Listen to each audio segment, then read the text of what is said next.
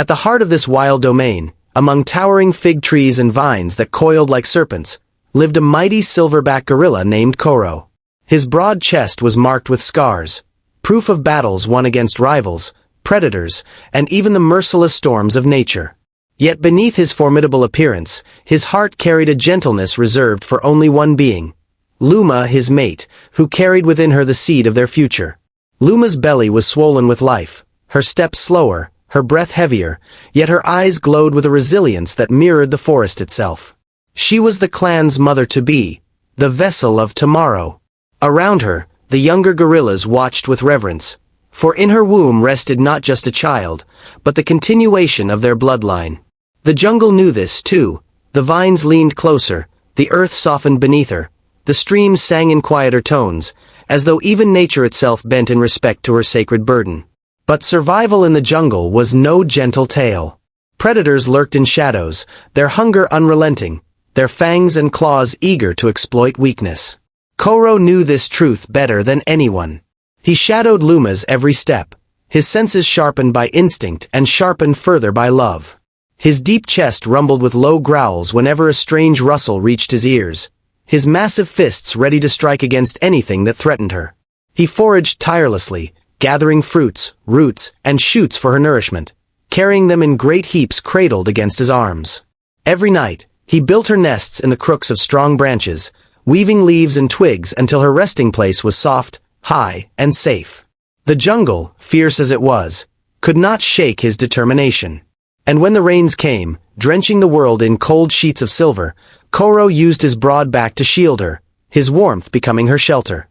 In these small, quiet acts of devotion, the mighty Silverback proved that love was as much a weapon as strength, a fire that could outlast the storm. The days stretched on, and with them, the weight of uncertainty grew heavier.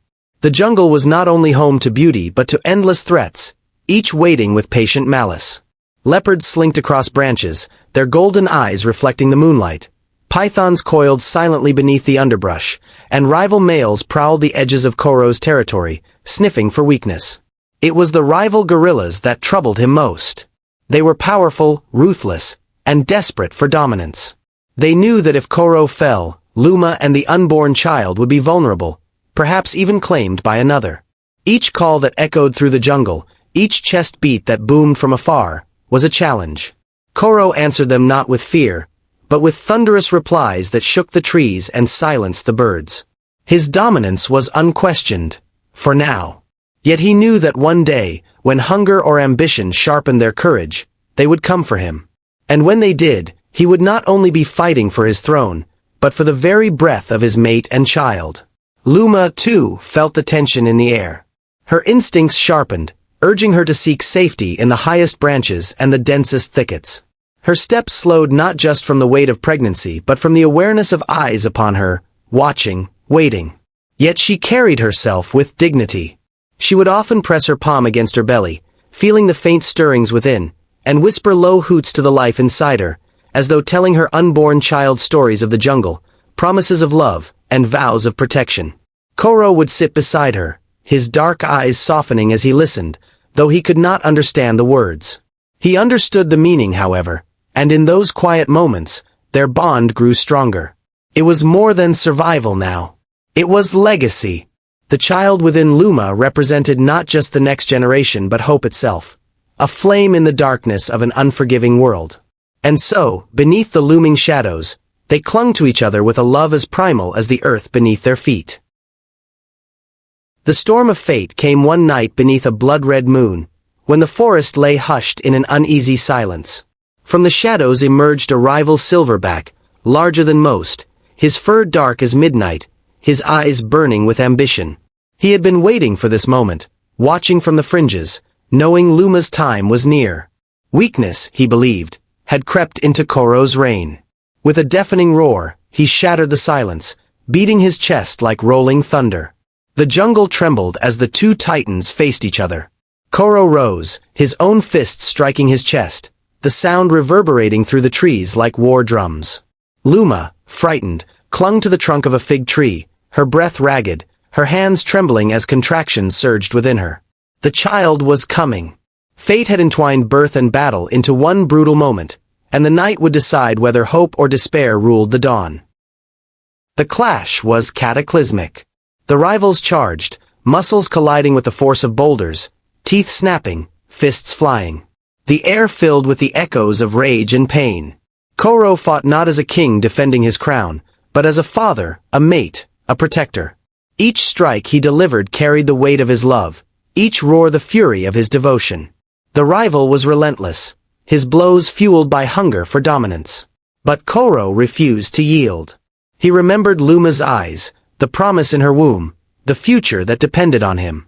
His body bled, his muscles strained, yet he pressed on, until at last, with a thunderous blow, he forced his challenger to the ground. The jungle erupted with the cries of victory as the rival fled into the shadows, broken, beaten, his ambition smothered by Koro's will. Yet as the dust settled, Koro turned, not to bask in triumph, but to Luma, whose cries pierced the night. She was on the edge of life and death, bringing forth their child as the jungle held its breath. Hours passed like lifetimes, but when the first light of dawn crept through the trees, the forest bore witness to a miracle. In Luma's arms lay a tiny gorilla, wet with birth yet alive, its fragile cries mingling with the birdsong of morning. Koro sank to his knees beside her, his massive hands trembling as he brushed a finger across the infant's soft fur. His heart, scarred by battles and burdened by responsibility, melted into something new, an emotion as ancient as the stars: fatherhood. The jungle itself seemed to sigh in relief. The predators remained hidden, the wind stilled, and even the river seemed to hush, as though honoring the birth of new life. Luma's face shone with exhaustion, but her eyes glimmered with triumph. She had endured the storm, brought forth hope, and in her arms lay the proof that their struggles had meaning. Together, the small family became more than just survivors. They became a story, one written into the fabric of the forest. Every scar on Koro's body, every ache in Luma's heart, had led to this moment. The child, their legacy, would one day grow to beat his chest against the sky, to guard his own clan, to carry forward the fire that had burned in them. For now, though, he was just a small, helpless being, shielded by the love of two who had defied darkness together. As the sun rose higher, spilling gold across the canopy, Koro wrapped his massive arms around Luma and the child, pulling them close, forming a fortress of flesh and devotion. And in that embrace, they found something greater than strength, greater than survival. They found continuity. The story of gorillas was no longer just about the wildness of the jungle, but about the power of love, sacrifice, and the unyielding promise of tomorrow.